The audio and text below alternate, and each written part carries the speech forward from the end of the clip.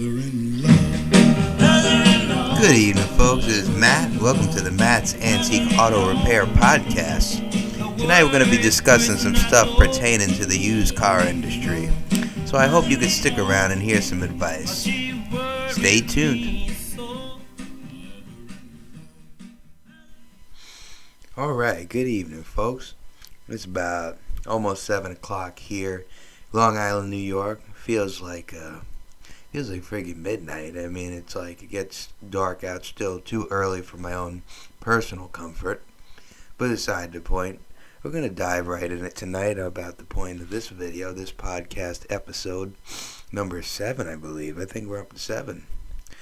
Because we skipped over 6 and gave it another title because, frankly, it slipped by me. And by the time it was done, I said, whatever. Before we jump into it, I'd like to just take a minute to talk about our sponsors. I'm joking. We're not big enough yet for sponsors. We need to get more subscribers for stuff like that. So hopefully as time progresses and listening enjoyment continues to grow, so will our channel. And when that happens, perhaps I will be big enough to allow or, be allowed a sponsor. That would be cool. But aside the point, tonight's podcast episode, I'd like to focus on an interesting topic I think most people might find beneficial when looking for a used car. A lot of people we know and love have been through a used car. We've had bad experiences with them. We'd have good experiences. And let's be honest, there's a lot of people maybe younger or older who are just getting their license that is, going for their first one. And there's nothing wrong with that. I've gotten many of beautiful used cars, and they're out there. But being someone that used to work in the industry, I'd love to give you a little bit of insight into it. So I'm just going to run by some stuff, But, I wanted to go with this because there's just so much going on in the world. I figure we'll take a little bit of a break, a little bit of a hiatus from the big crazy stuff, and worry about some little crazy stuff, like buying a car from a crazy friggin' scumbag car dealer.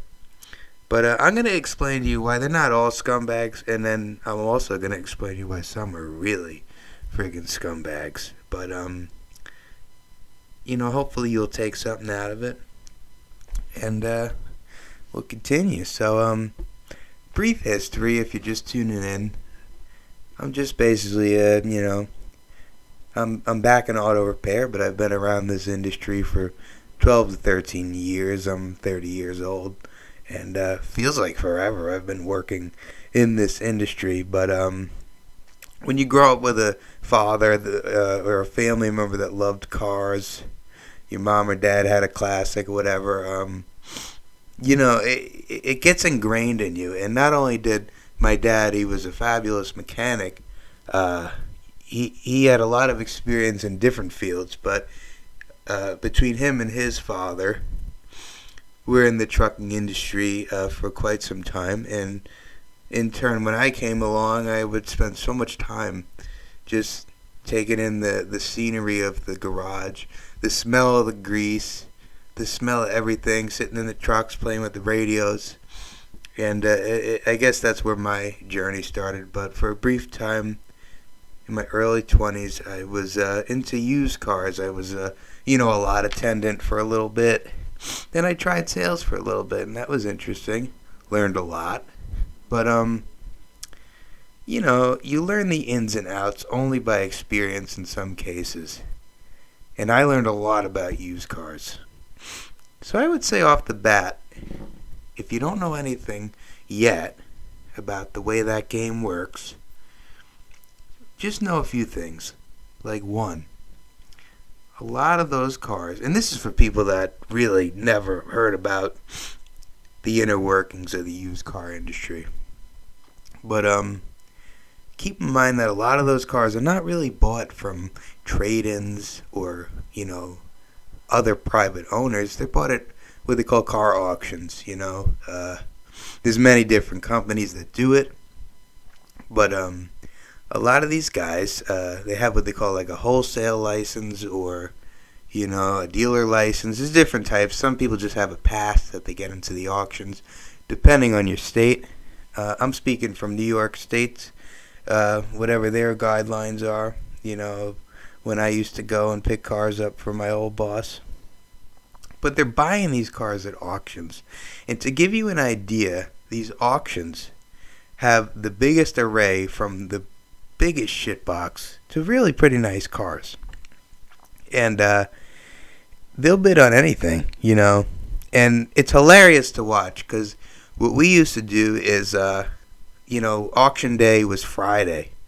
And when you're the lot attendant and you're an able-bodied 20-year-old kid, they don't care what time you get up there. You get up early, you're going to go to the auction, and you're going to, spray wax the friggin' car in the February winter. And I don't care if there's frost on the car, pretty it up and bring it on to bring the piggy to market, basically. And it's hilarious. They do have an auctioneer and blah, blah, blah, blah, blah, and all that crap. And it is really, the first few times it was exciting to experience. But what I'm trying to get to and drive the point home that there's cars with huge, piston and wrist pin knocks and overheating and stuff falling out of the tailpipe. There's all types of cars that these guys, bid on. And you think it's a joke when you're there, but you realize they're putting these cars on the lot. Some of these they really do, if they think it's passable. So that's one thing to keep in mind. The other thing to keep in mind is a lot of these cars, even if they're in a little better shape than really bad terminal problems wrong, like transmission problems. Say it's a decent running shitbox. Let's just say like a 2010 Honda Civic. And it runs okay, muffler's got a hole in it or whatever. They'll buy that for like $800,000. And what they'll do, and this is a key ingredient, they have a really good detail guy. He might be a body shop, he might be a car wash, he might just be strictly a detail shop. But he'll bring that friggin' car to the detail guy and he'll pay him $150, $200 to get a beautiful detail. And I'm talking, it plays tricks on you in your mind. So a lot of times you go with your family, maybe, you go to the lot and you open a car, you go, and you smell that, oh wow, it smells like new car scent. And the carpets have a little pattern, it's all in a straight line. And the mats are all clean and the dashboard shiny. Just keep in mind, a lot of times it's temporary. If he's a real scumbag, he prettied it up, So make sure, above all, you want to maintain a good level of human interaction. You don't want to be like a stern, staunch person when you're dealing with a used car, because at the end of the day, he's human too. He's trying to do his job. That's his world. It doesn't mean he's a scumbag right off the bat. But he's trying to sell you a used car, and you're the customer, and blah, blah, blah. But just, keep in mind, there may be problems, So as soon as you're taking what you like about the car, make sure that you test drive it, obviously. That's a no-brainer. But listen for noises. Very common problems is CV axles, front, hub bearings, just vibrational stuff on a lot of the Japanese cars, on a lot of American front-wheel drive. Those are usually the things that they get them cheap for, because no one wants to replace that shit. So when you're driving the car, when you're test driving, feel your steering. A lot of people, they go right for how it rides. They're like, well, it kind of floats and that. Pay attention to how stiff your steering is. Pay attention to any kind of misfiring. Is it sputtering? Is the car sputtering? Does it shift abnormally? Stuff like that. And try to get your head past that beautiful detail job, because that's why a lot of people get taken. They don't fall in love with the car. They fall in love with how clean it is for a used car. And when I tell you, a lot of these detail guys, no discredit to them, they're great at what they do, but they do kind of pretty it up to a point where you get this brain mental illusion that it's a new car. It's not a new car. It's a prettied up car. I'm not saying they're all bad. I'm saying you really just got to delve a little deeper and keep a straight mind, So say it all checks out, and, a lot of guys say the car is what they were looking for. There's nothing horrible mechanically that they can see. Sometimes they'll say, well, I want a second opinion, and I'll want to, go to my mechanic. Which, usually the guys don't like the car dealers. They don't like that because that drags the sale out longer than they want it to be. Which is, understandable. They're there to make money, whatever. But if you really feel more comfortable getting a mechanic to look at it that you know well, then by all means do it. Because at the end of the day, your safety is important and your satisfaction is important. And if he isn't on board with that and is a little flexible, drop it right away. Just say, have a nice day. Don't even bother with him, because then he's not a good salesman. But there may be, you might be mechanically inclined. Or maybe, your dad or mom goes with you and you're a younger person and he's mechanically inclined and he's like, Billy, this is a great buy for you. I like it. And you go with that car. And in that case, I'm kind of giving you the broken down fast forward edition. But let's say we cut right to the financing, So say it's that 2010 Civic and he's asking $8,900 for it, What are you going to do? To me, that in today's world, that kind of sounds like a cash deal. What I mean by a cash deal is you're just going to buy it outright. Usually that's what it would be. You get a bank check, you get cash, whatever. But there might be a car for $17,000 or $20,000 that you like. In that case, you're putting money down. How much are you going to put down? It's all about what you're comfortable with. So it's all stuff to keep in mind. Your credit score. Remember that they're going to take a bump to your credit score with some inquiries. All stuff to keep in mind. Titles, very important. But the good thing about a used car dealership, ironically, is that that the title's okay most of the time because they stocked it in.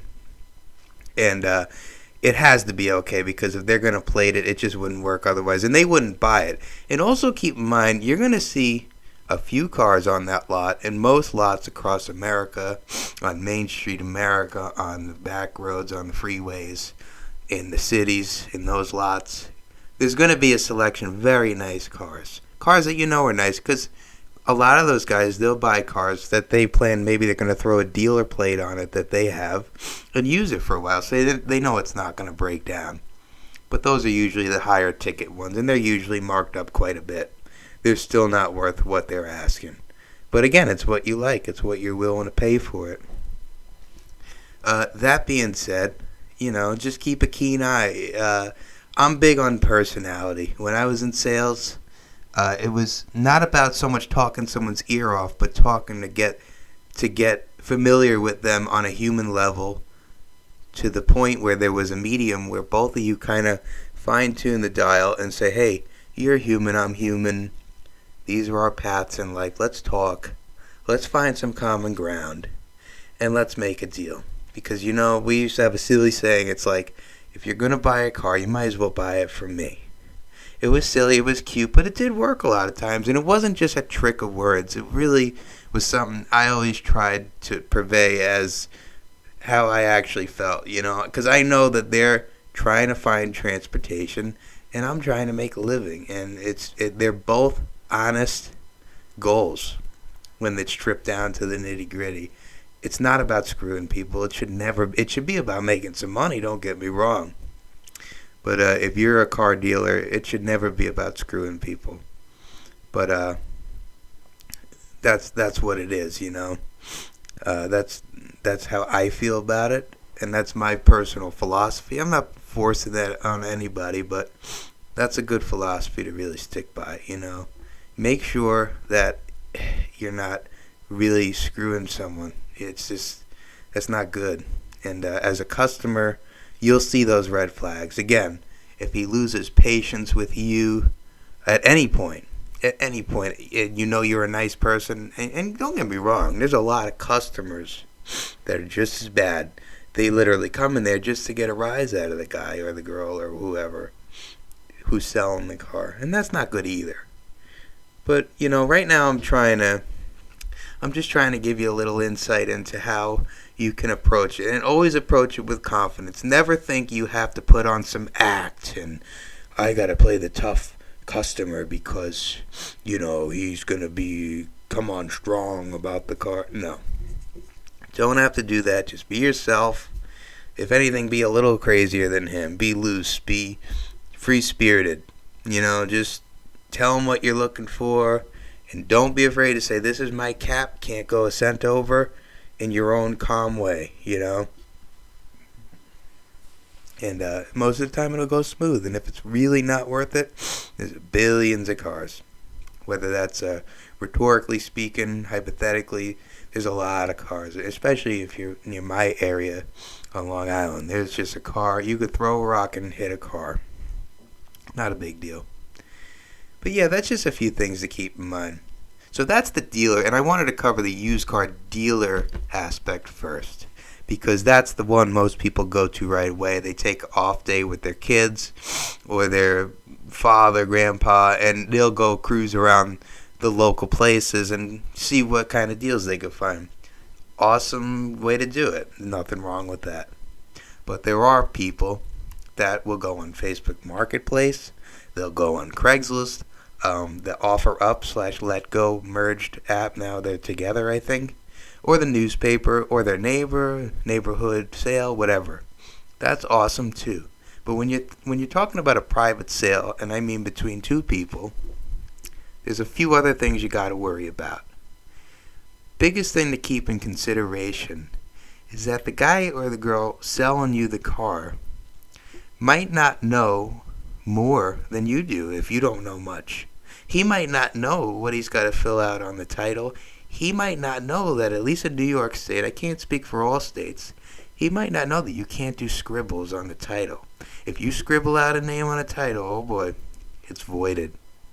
You can't use it. So those are things to check for. Liens. The first thing you should do is, of course, if you agree on a price, don't hand them the money right away. Say, hey, I just want to check the title over, make sure there's no liens recorded. New York State has 4 windows for 4 different liens that are, if you're all good, it will say no liens recorded on all 4 bars. That's what you're looking for. You want to look that there's no scribbles. You want to look for stuff like that.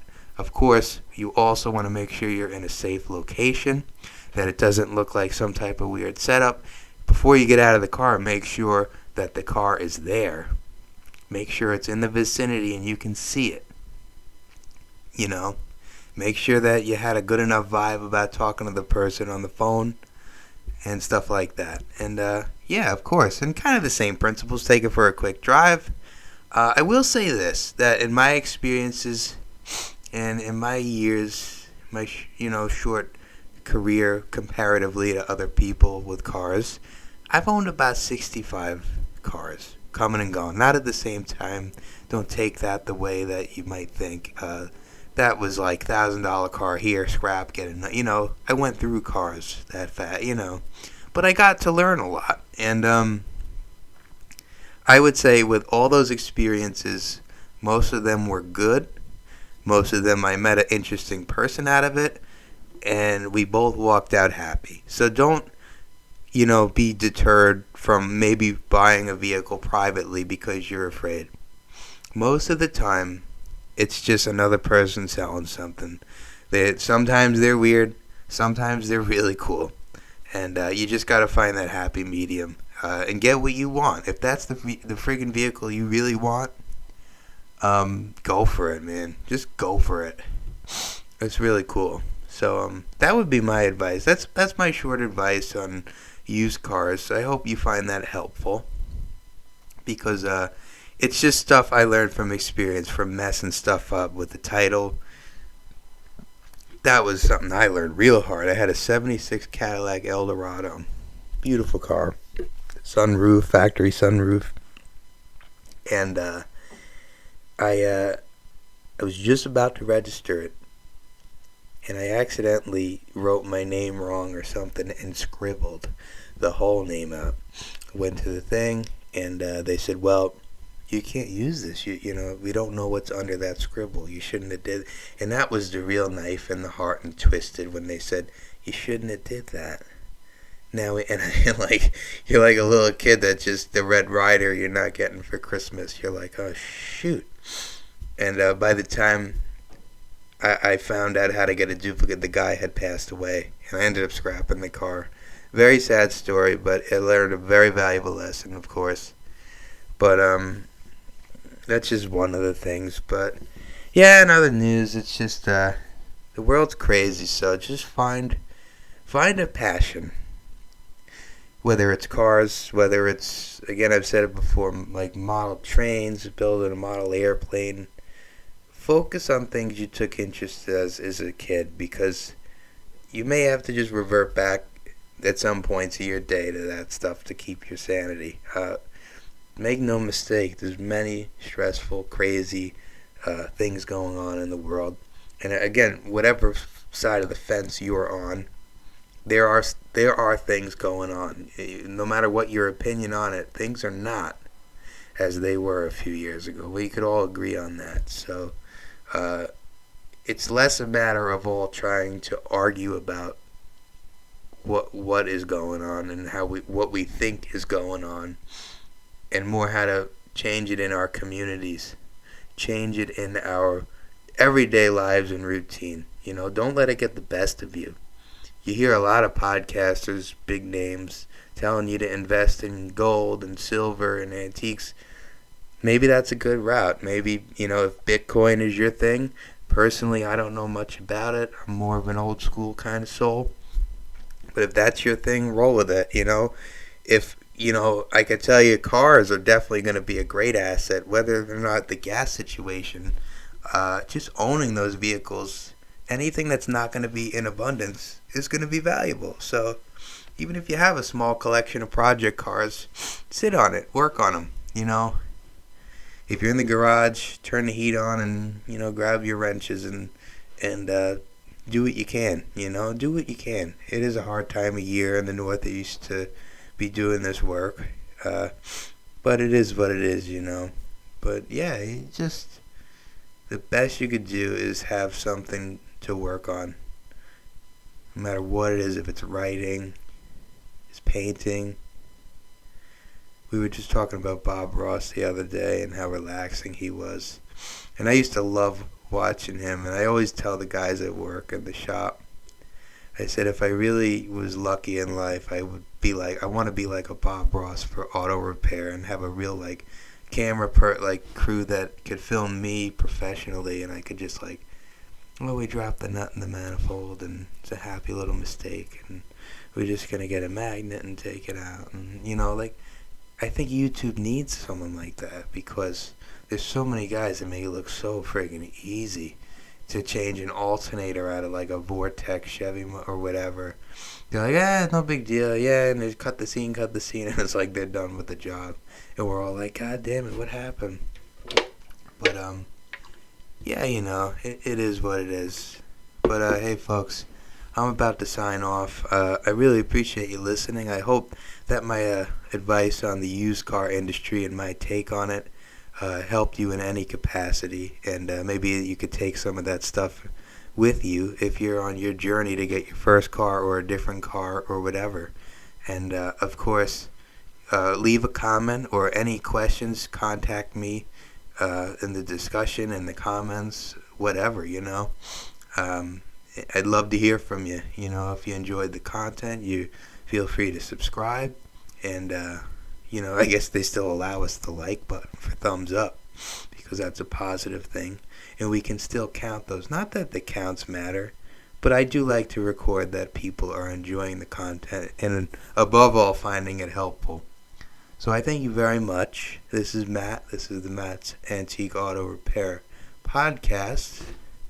This is what I'm doing at night when I get home from work. I'd love to grow it and hear from you. So have a wonderful evening, morning, afternoon, whatever time of day it is where you happen to be. Above all, be safe, be healthy. treat one another with as much love and respect as you can, because, life is short and we're all people, man. It's all good. It's all love. Signing off. Good night.